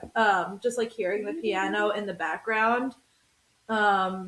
As Ryan's like making the phone calls to everybody. Yeah. When it's the full song. I was sobbing. Speechless. Without words. Took the words out of my mouth. Yeah. All Around the World, the song that's playing in the fashion show when they're walking down the runway. Okay. The Hallelujah cover that happens multiple times across multiple seasons. But the first one is when Ryan is telling Marissa to leave the model home. Yeah. You're So Hot by OK Go, when Gabrielle is coming out of the pool and wrapping herself up. Yeah. Fucking hysterical. Another one that I think is canonical to like when people think of the OC, they think of the song, or when they think of the song, they think of the OC. More Bounce in California. Oh yeah. We got more bounce in California. Paint the Silence, which is the song that's playing when Marissa and Ryan have their first kiss on the Ferris wheel. Cute. And then Dice. Yes, I was gonna say that's the New Year's one. Dice, which is what's playing when Marissa and Ryan have their first kiss at New Year's. Well, not their first kiss, but the saving, redeeming kiss. And then Maybe I'm Amazed, which is in the finale. The cover of Maybe I'm Amazed as like Ryan leaves Newport, similar to like when he's leaving in that first episode and the sun is just like setting on his face and Seth is sailing away, just tears. Yes, 100%. And Yours Is Coming to My Room, which I love. Yeah, it's just there's no, denying the fact that one of the things about the OC was the music soundtracks involved in all of it, which is another reason why I was so quick to start season 2, because I remember that season 2 is when they introduced the bait shop and we get all the live music also, and it's my the music is one of my favorite parts about the show. I really thought the mall episode was in this season. I guess it's in season 2. I don't know. 3. Oh no, it is in season 2. I was like, I really thought it was in season 1, just like the later end of season 1. I don't know why I thought that, and I was really upset because At the Mall is also one of those songs when they're like, at the mall. Yes, at the mall. Oh my god, when we talk about this stuff, I am fully transported to like 2006. It's so weird. It's like it really caked in my brain. Yeah, it is. And when all those Oliver episodes too, I don't know what it is, and that has nothing to do with like you or who you are, but like I remember those all, like they remind me of you so much. Yeah. Every time I watch those episodes, like I can watch the show without thinking of you the whole time, Yeah. but for some reason those Oliver episodes, I think because we used to talk about them so much, Yeah. and like we spent so much time on Yeah. it today too. I remember the two of us would always talk about like how insane Oliver is, and it's it fully all comes back to me Or, whenever like, I watch it. How many times we would do something and we would be being stupid or being dumb, and we'd be like, I'm so stupid. Like, like just classic. Like, there's so many things that I feel like we quoted, but definitely that was like in there for sure. Like, I'm so stupid. Like, okay, Oliver, chill the fuck out. Yeah. Also, like, no one thought like, hey, this person that Marissa met at therapy after trying to overdose is like maybe we should consider that when maybe Ryan's. there's a problem with him. Yeah. But okay. Just maybe. Okay. Change your brain chemistry. Mine is Ryan and Marissa's New Year kiss. Yeah, that's another episode that always reminds me. We used to talk about that so much. Like, we used to talk about the show like it was our lives. The filmography, like just the cinematography of Ryan running up the stairs. He's out of breath. He's looking at his watch. Yeah. He keeps pushing. The slow motion, the confetti coming down, Ryan opening the door, Marissa like hearing somebody open the door and like looking. It's all like the cinematography of it is like no. Delicioso. Like, it's so good. Yeah. No, that is a fun episode. I always have such a hard time with the Ryan and Marissa stuff because I have an incredibly hard time shipping them, especially now. I had a hard time back then. I have a hard time, an even harder time now. So in that moment, I almost like want them to not kiss. But I don't want her to be with Oliver. I don't want to be with Oliver either, but it's almost kind of like maybe she needs to learn that this is a huge mistake. Her best relationship is in season 3. Why can't I With think of Alex? They have undeniable the surfer chemistry. kid, right? No, the girl. That's season 2. Is it? Yeah. No. It's because I'm watching it right now. It's in season 3. Johnny.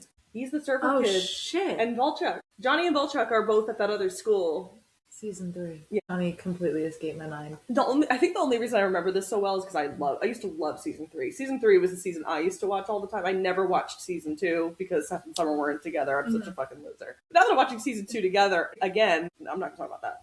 I used to rewatch season 3 all the time, so like it's really seared in my brain. That's the Johnny and Marissa. You used to love Johnny too. I loved Johnny. Yeah, you did. He was a hot Johnny moppy-headed surfer kid. You were like, this is my type, and I was like, ew. No thanks. He looked like Danny. He didn't act like Danny, but he looked like him. I had a type. Yeah, we all do. Okay. Seth Cohen was my type. None of these are my type now. I don't know about No, she does have, going back to Alex though, she does have good chemistry with Alex. Yeah. And speaking of chemistry, this isn't to alter my brain chemistry, but chemistry on scene. Where is it?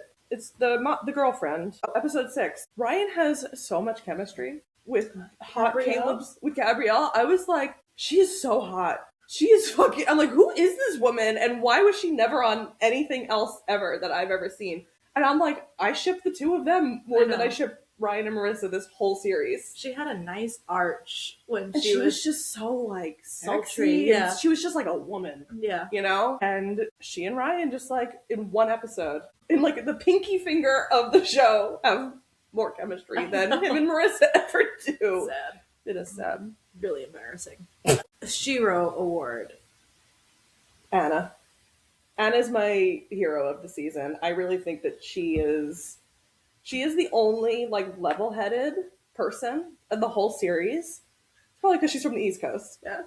She's from Pittsburgh. And then she goes back there. She goes back. She's like, I'm gonna fuck out of this dingy ass place. Yeah, she's like, no way.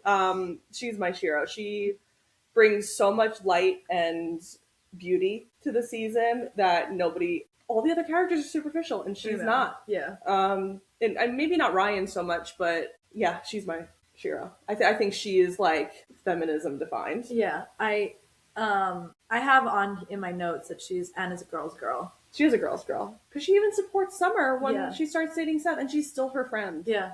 I don't know if I'd be strong enough to do that. I know, she's a good person. She's a good person. I have down Kirsten. Yeah, Kirsten's always up there for me. I'm like, even though she has her moments too. Yeah, but just that when she takes in Ryan, you know, just even that first episode where she's like, oh my god, where Sandy's like, where are you going? And she's like, to put my jewelry in the vault. And she's like, what do you think? the kid needs a toothbrush Yeah. and some fresh sheets. And you're like, for 1 second, you're like, shit. Yeah. Right? Yeah. And then she turns out to be so kind and so compassionate and so welcoming. And, so she does that. She goes to Teresa for her abortion. Yes. She's the one that offers her some guidance, some clarity, a hand in that moment. How often she's done that for Marissa over the course of the season. So I just feel like she does possess something that I'm like, I admire that. I like that. Kirsten is she is a good example of a good television character who's also flawed and displaying those things without her being a bad person. Yeah. So much of TV is good versus bad, and Kirsten has moments of she makes bad decisions, she makes mistakes, but at the end of the day, her heart is in the right place and she loves her family and she'll support any situation that her family members are in, even if it is meaning like supporting Teresa, who means something to Ryan. She does a lot of things she doesn't have to do. She's even friends with Julie when Julie's like a bitch a lot of the time, especially to her. She forgives her father over, and we haven't even talked about Caleb. She gives her, or Julie really, she gives her forgives her father over and over and over again because she just wants to believe in people. And at the end of the day, she does. And that's why Ryan ends up as part of her family. I really love her television character. I think, and when I watch it now, I watch the show for the adult relationships more than the kids' relationships. I love watching. Sandy and Kirsten's chemistry is incredible. I really believe they're actually a couple. It's a couple I want. It's like, that's the kind of couple I want to be. I mean, obviously there's stuff like in the marriage that's problematic, but their dynamic is just so great. And she's pretty straight-laced. She's not a comedian, but she is a really good actress. Whoever, I forget, something Rowan is her name. I forget her first name. Kelly Rowan. She portrays Kirsten perfectly, and I really think that she is an exemplary mother, businesswoman. She does it all, and that's what womanhood's all about. Yeah, it's the dream. Yeah. And then we have Julie, who's on the opposite spectrum, and I respect Julie a lot. I hated Julie as a kid. Yeah, well, obviously that's what the show does to you. And Julie, talk about a person who has moments where you're like, I really feel for her, and she actually is really vulnerable and she's real. Yeah. And then the next episode, she does something so diabolical, and you're like, what? I just was feeling I was on her side. Yeah. Yeah, I love her. But I like her so much more. Oh, yeah, definitely. Season 1, Julie is a little harder to wrap your head around. Towards the end of season 1, she's similar to Summer's character. Julie kind of came onto the show. She feels a little tertiary. She feels a little like a guest star. And then once you realize she is going to be incorporated into the Forever storyline, they make her a lot more... Developed it, yeah. They develop her a lot more as a character. And she has a lot of really powerful moments in the show. She's a really great actress, too. Linda Clark. Yeah. And I remember, when I was younger, I'd be like, why won't you just, leave Marissa alone? And now as an adult, I'm like, I don't think she's, maybe got enough of a grasp on Marissa. Maybe she should... Well, she just handles... She handles so much of it with so much, impulse. Yeah. When Marissa ODs, just jumping to, I'm not going to even talk to Marissa about this. I'm just shipping her off to a psychiatric institute. Yeah, she can't even deal. Yeah, she doesn't know how to deal with anything, but she gives off this I know everything vibe. And when you give off this I know everything and I'm not willing to compromise in any way, even though at the end of the day my intentions are to help save my daughter, the daughter's never going to see it that way. She's just going to hear my mom wants to ship me off and not want to talk to me or help me or figure out what's going on with my life. But yeah, Marissa's incredibly troubled. A lot of it has to do with how Julie is as a parent. But she does care about her kids in the way that, animals do. She has this aggressive protection over her children, and it comes across as, nasty sometimes. But she has a lot of redeeming moments. She really does. Yeah. Okay, honorary heartthrob. Last one. What does honorary heartthrob mean? Just like the heartthrob of the show? Well, I have to pick Seth. Okay. I picked Ryan, so we're still 14 years old. We've said it 100 times already. Seth is just, even though his character, if he was a real person, he'd suck. He really would. We all know it. We're all willing to admit it. He's a problematic person. His character is what makes me love the show. Yeah. I have, so I wrote, there's something about Ryan that makes people comfortable immediately, and there's something about Ryan that's so desperate to connect. He's willing to be vulnerable right away with all of these people around him. He has a lot of integrity. I wrote down, he's not just in, Marissa goes to fuck him, and he's this is wrong. It's not even just he doesn't even just say, I don't want to. He's like, this is wrong. what you're doing is wrong and us doing this right now is wrong. And I was like, whoa, 16. Never met a 16-year-old boy that said that to me. Especially when we know that Ryan has experience. I know. Yeah. Yeah. I know I'm reading and covering a book on this show right now where the character Johnny has had sex and the girl Shannon has not, and he's always like, and I'm like, you're fucking 17. I know, like, no one's this mature. Who are you lying to? I wrote he's a ride or die for his brother.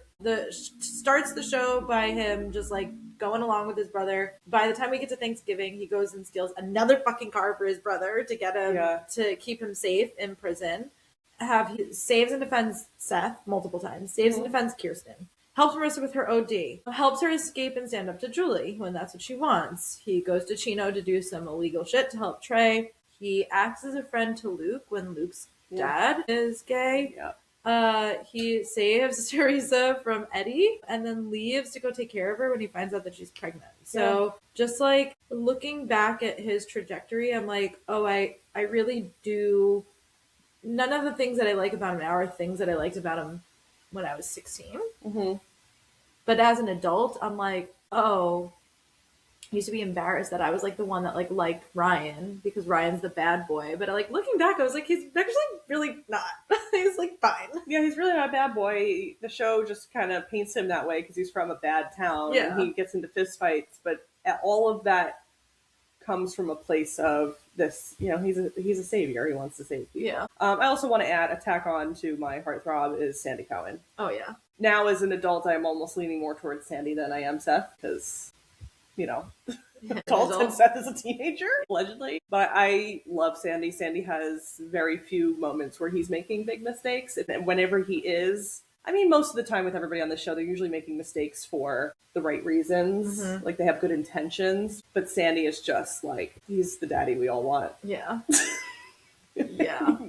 And they have good sexual chemistry. Him and Kirsten. Yeah, and Sandy's, like, objectively not, like, an incredibly handsome man, but he's really, I don't know, what's the word? Maybe there's, like, a confidence, or he's so comfortable with himself. Yeah.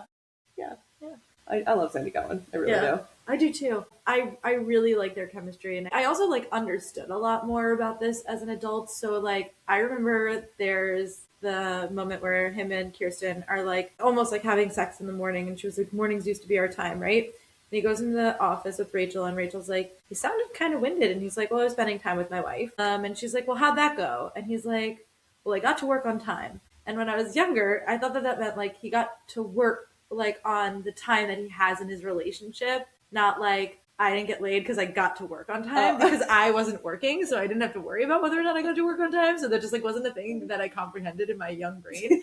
I thought it meant like I got to work on time within my relationship, and that's not what it meant. And I was like, oh yeah, like a lot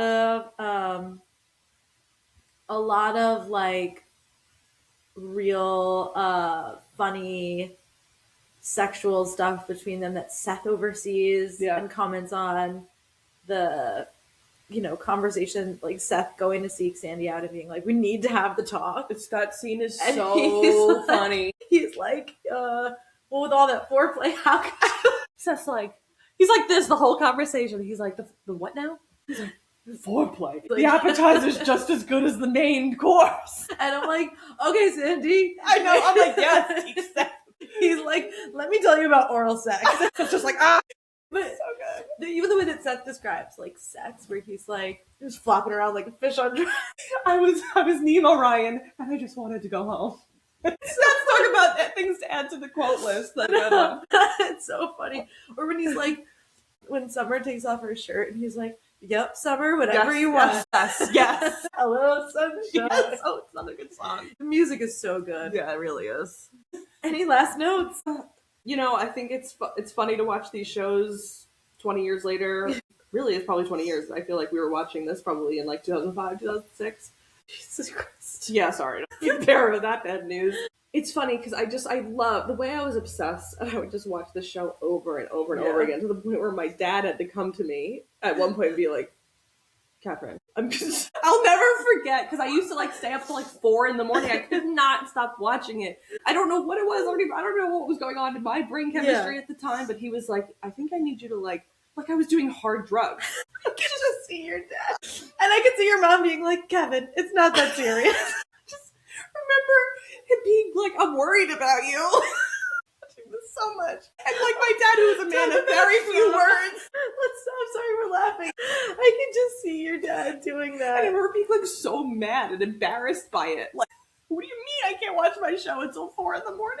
And you were always a night owl. Like, you liked to be up. I did, and I would watch shows at night because I was a teenager. You stay up late and you sleep late, like, but then I'd be sleeping till like 3 p.m. because I was up so late watching this show. Anyway, I think the point I was trying to make was I was clearly obsessed with it, and I watch it now, and I'm like, oh man, so much of this show is so cringe. Yeah, like it really is because of the time. The show is 20 years old, and some of the dialogue is so on the nose, and it's just like this just is not how like things would ever happen. But I do still think it's such a great depiction of what the time was. Yeah. And I think it was there for people at the time, and we got to watch it, we got to experience it.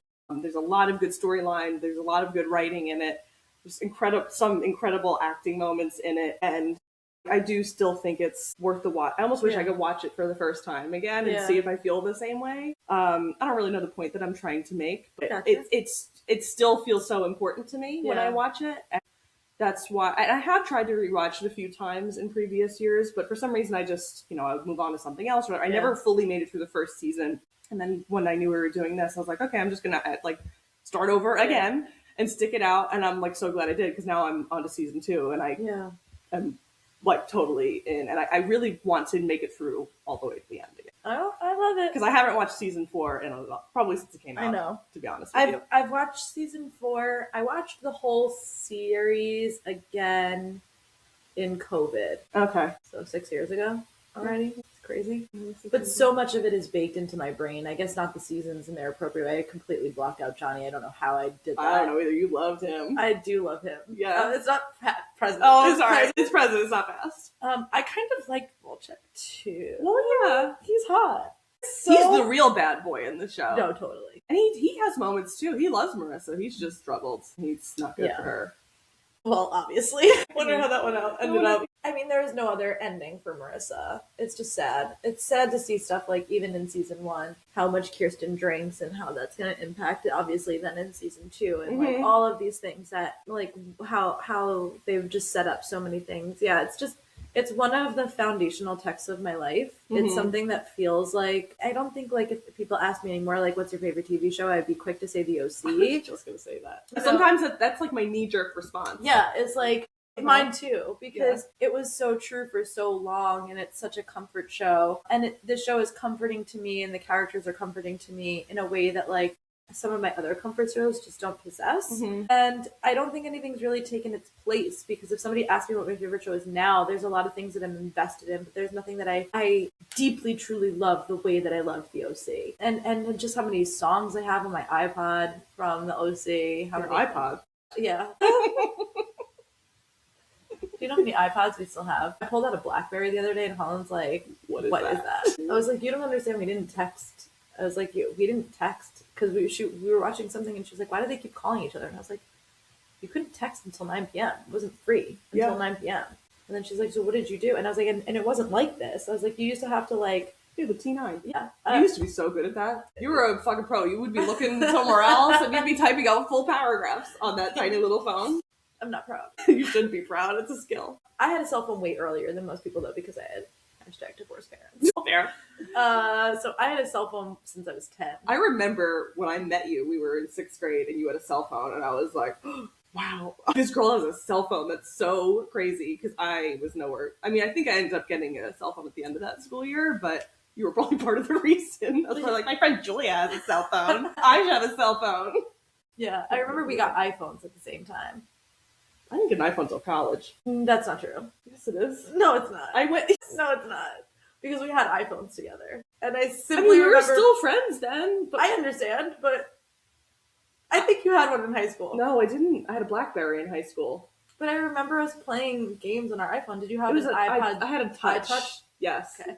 Because I had an iPhone. iPhones were not available on Verizon until I was in college. And I think I was a sophomore. when I went into college with a BlackBerry, which is hilarious when I think about that. What did I need a BlackBerry for? It was easier and it was easier to text on too. You remember the Kick? I never had that one. I had the Kick for a very brief period of time. Yeah. You had the pink Razor. I had the pink Razor. I still have it upstairs in the attic. Oh my god.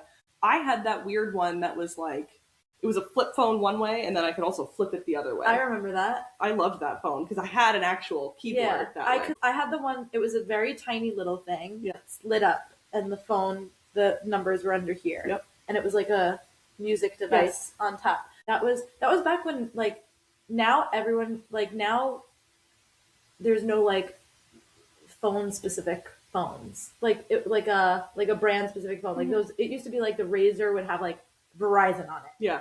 Oh yeah, I get what you're saying. Like, you know what I mean? Networks. Yes. Yeah. Now crazy. just you can get whatever phone anywhere, and everybody just has the same phone for the I know. most part. Even with the iPhones, it used to be more exciting, but every time they come out with a new one, I'm like, it's bigger now. They have the old chargers. Have you seen that? No. They have like the magnet chargers. I'm like, I don't want to participate in the magnet charger. Yeah, no, I'm good. So I don't know. I'm like, I'd like to go back to the Razor, please. I'd like to go back to my Nokia and play Snake. I was really good at Snake. I bet you were. I was really good. That was the game you had. You had that on your flip phone in 6th grade. I remember. I had Snake on my phone for a while.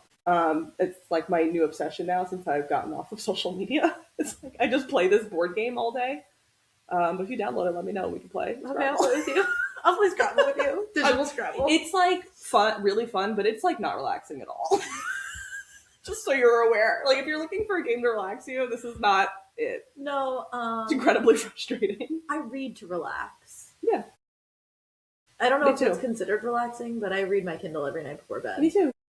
Yeah, no, that is like my wind down. I really need to, it actually helps me sleep. Yeah. I just turned Holland onto it, and because Holland would be like, I don't understand how you read like over 100 books a year. And I'm like, because I read every day. Yeah. And although I'm having an odd reading year this year, but she's just made me laugh because she was like, well, why do you like it? And I was like, well, it helps me turn my brain off.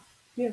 And she was like, I need that. So she just bought a Kindle. So now she's been reading stuff. But yeah, fun facts. Yeah, well, I mean, the Twilight days. I love Twilight. I love to like love-hate Twilight. Oh yeah, I can't watch the movies because it upsets me too much. They're so bad. Like I rewatched them recently and I was like, no, I can't do this. It's worse than I remember. Oh my god, I actually like love to rewatch the movies. Oh my god, no, I can't do it. It's like comic relief to me. It's so a little bad. bit. I had a fucking Edward Cullen blanket for years, all through college. Edward Cullen was not even like my choice of. Do you want to know what's embarrassing? Jasper was behind me, the fucking Confederate soldier. It's like opposite of everything I stand for right now. Like, what about me was like, yeah, this Confederate weirdo. He was a Confederate? Why would she make him a Confederate soldier? Because we were so dumb and we didn't know. New information. Like, I was probably like reading well, me too, because it didn't cross my brain at the time to be like, why wouldn't he fight for the redcoats? He fight for the North Confederate soldier. That's really funny information. I do remember you loving Jasper. You named your car after him. I did, but I did have an Edward Cullen poster above my bed, so when I would go to sleep, he'd be watching. Of course, because he was a protector also. We love our protectors. I'm sorry, Edward Cullen right now gives me nothing but the egg. Of course. I mean, I'm like, Charlie is hot. Charlie.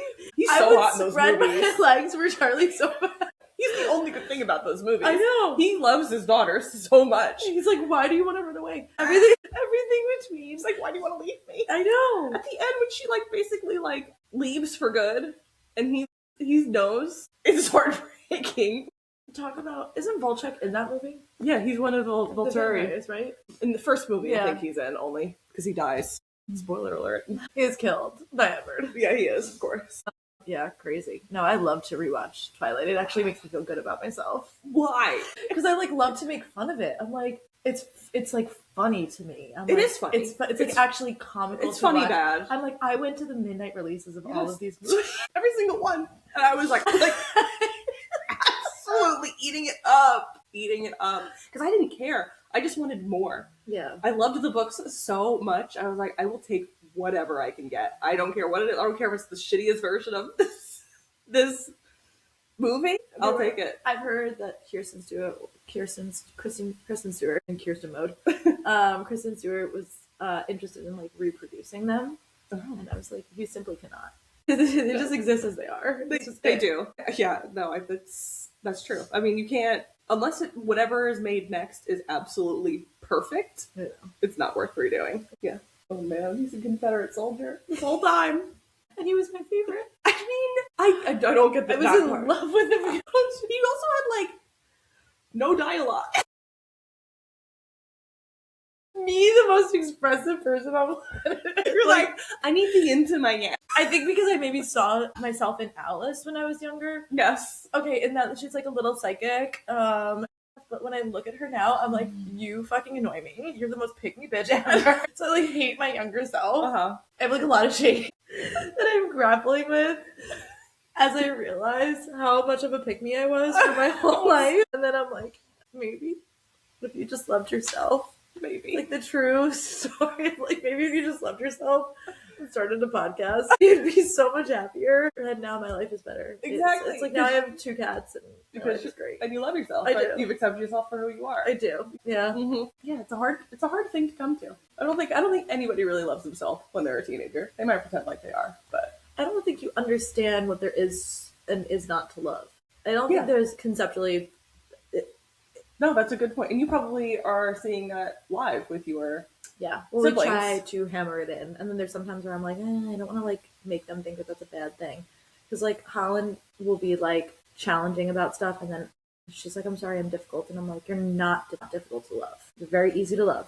That was a difficult moment. Like I'm trying to separate the two things. Separate it, definitely. Yeah. No, that's a really good point. That when you're young, you don't know that you need to love yourself. You don't understand that concept of who you are and like giving that person space for anything. And it's like we do this all the time as human beings. We look back on ourselves and think like, why couldn't I think that way, or why couldn't I have been better, or like why didn't I do this, do that? I think about that about myself all the time. I wish I took more chances. I wish I took more risks. I would have probably had a lot more experiences, but at the end of the day, I lived the life that I was supposed to, and I learned the things in the time frame that I was comfortable with. And I don't really have regrets. I mean, sometimes I wish I had like more fun stories to tell, but I had like a really fun childhood and teenage years. I had really good connections with people, and I don't think a lot of people can say that. Like, I always think about our friendships and like this like really lovely group that we had, and particularly like this really lovely trio that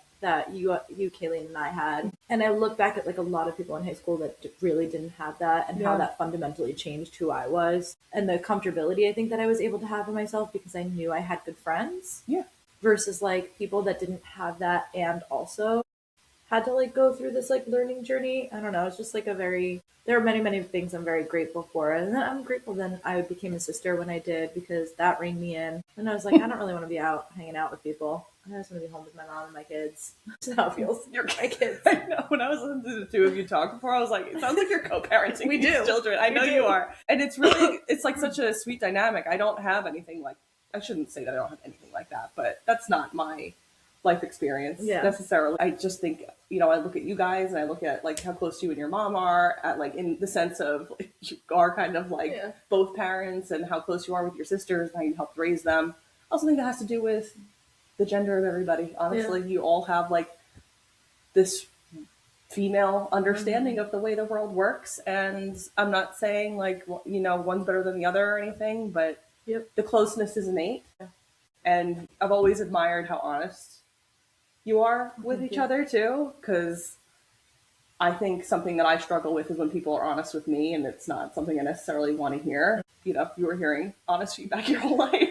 I know that for a fact. I've seen it up close and personal. But I think that makes you too trusting of each other, and it makes you really incredibly close as human beings. And I think that's a wonderful thing. I don't know where it started, to be honest with you. But no, it's different from what I'm used to. Yeah.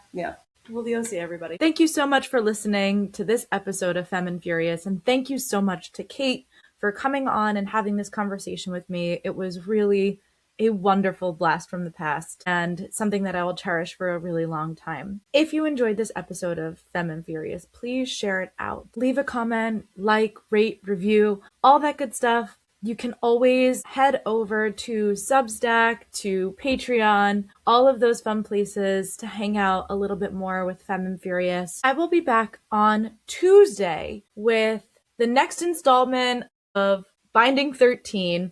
We are covering chapters 31 through 40, so go give those a read. And until then, don't overdose in Tijuana.